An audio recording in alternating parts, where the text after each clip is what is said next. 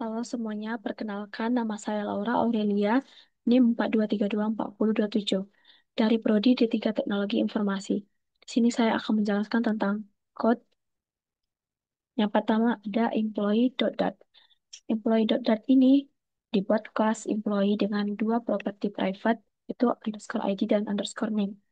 Karena private, properti ini tidak bisa diakses langsung, jadi digunakan getter dan setter untuk mengambil dan mengubah nilainya. Misalnya set ID dan get ID. Set ID itu mengisi nilai ID dan get ID mengembalikannya.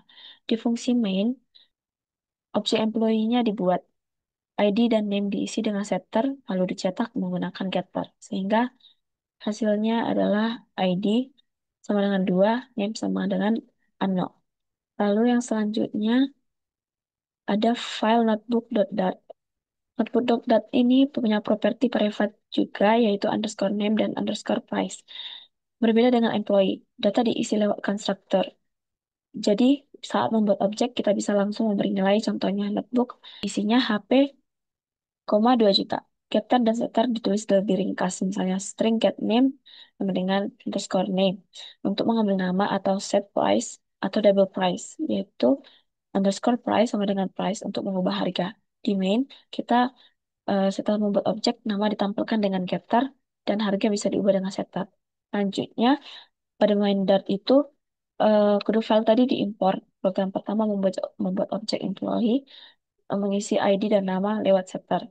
Lalu mencetak hasilnya. Kemudian dibuat objek notebook dengan constructor, menampilkan nama dengan getter, lalu harga diubah dengan setter.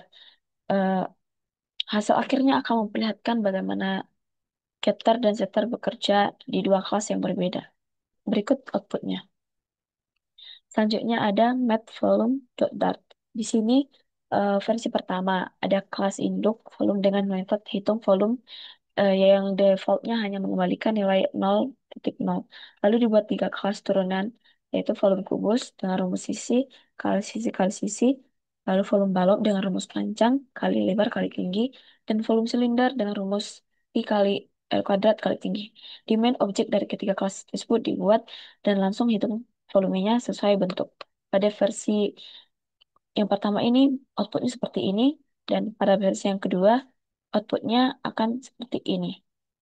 Di file yang versi kedua ini ditambahkan konsep polymorphism. Kelas volume sekarang punya konstruktor untuk panjang, lebar, dan tinggi. Fungsi cetak volume atau volume bentuk geometri menerima parameter dari kelas volume, tapi bisa juga diberi objek turunan seperti volume kubus. Ketika dijalankan, fungsi ini otomatis memanggil hitung volume sesuai jenis objeknya. Jadi satu fungsi bisa dipakai untuk berbagai macam bentuk geometri. Yang selanjutnya ada kelas persegi.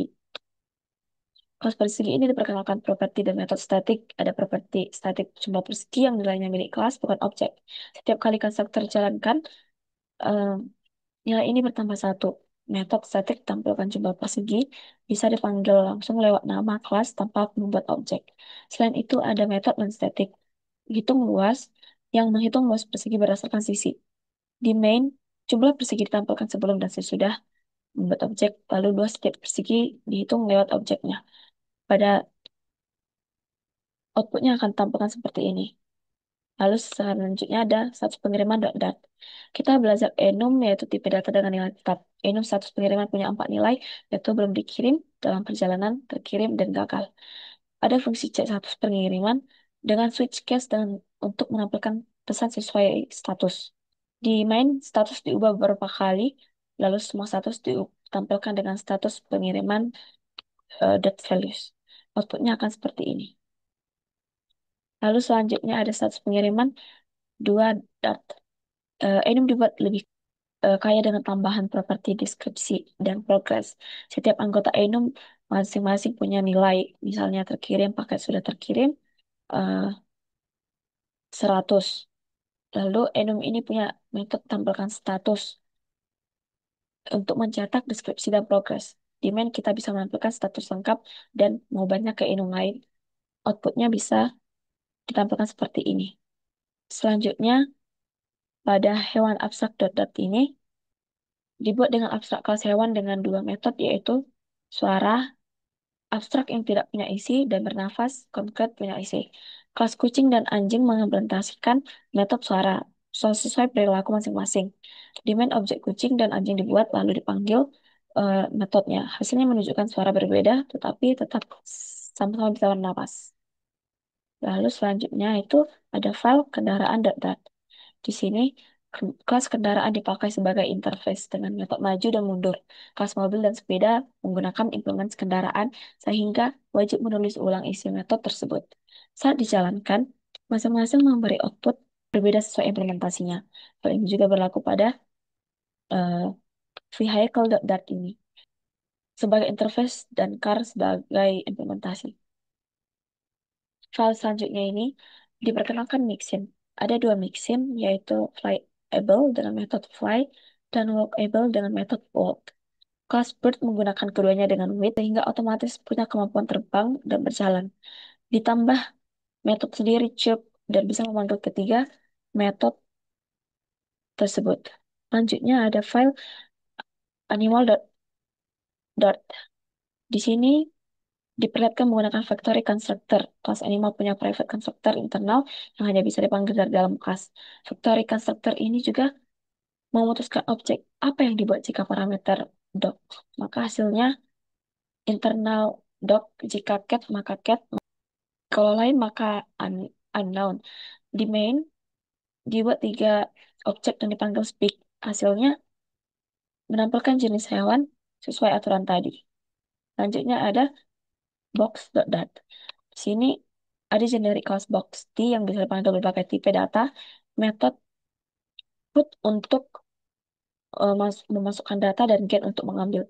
Di main dibuat box in untuk angka dan box string untuk teks.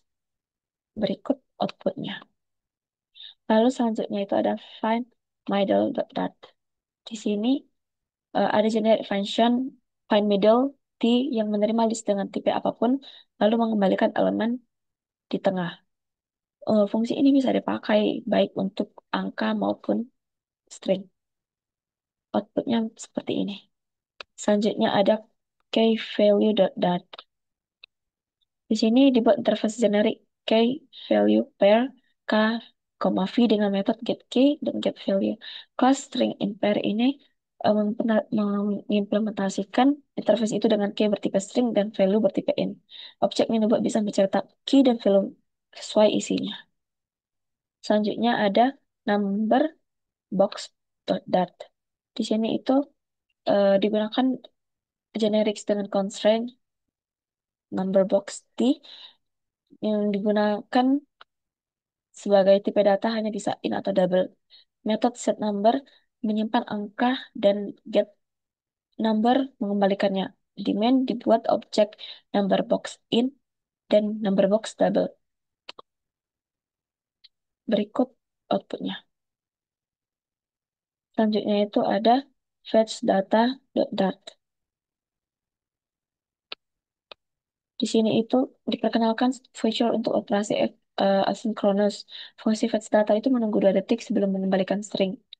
Jadi saat dipanggil kode lain tetap akan berjalan dulu, lalu hasil feature ditampilkan setelah selesai. Berikut hasil outputnya. Dan selanjutnya itu ada fetch user.bar. Nah, di sini itu asynchronous ditulis lebih sederhana dengan assign dan await. Program menunggu hasil fetch user data sebelum mencetak dan jika error ditangani dengan try catch. Berikut hasil outputnya. Lalu selanjutnya itu ada count stream.dart. Di sini dikenalkan stream. Fungsi count stream itu menghasilkan angka satu per satu dengan jeda 1 detik menggunakan yield. Di main angka ditampilkan bertahap dengan wait for. Berikut hasilnya. Lalu selanjutnya itu yang terakhir adalah fetch data 1.dart. Di sini itu eh, future dan stream digabung. Yang pertama, program menunggu fetch data selesai lalu membaca pesan dari stream get message yang mengirim beberapa pesan dengan jeda 1 detik. Setelah semua selesai, program mencetak selesai semua operasi. Dan berikut hasil outputnya. Sekian dari presentasi penjelasan code saya. Terima kasih.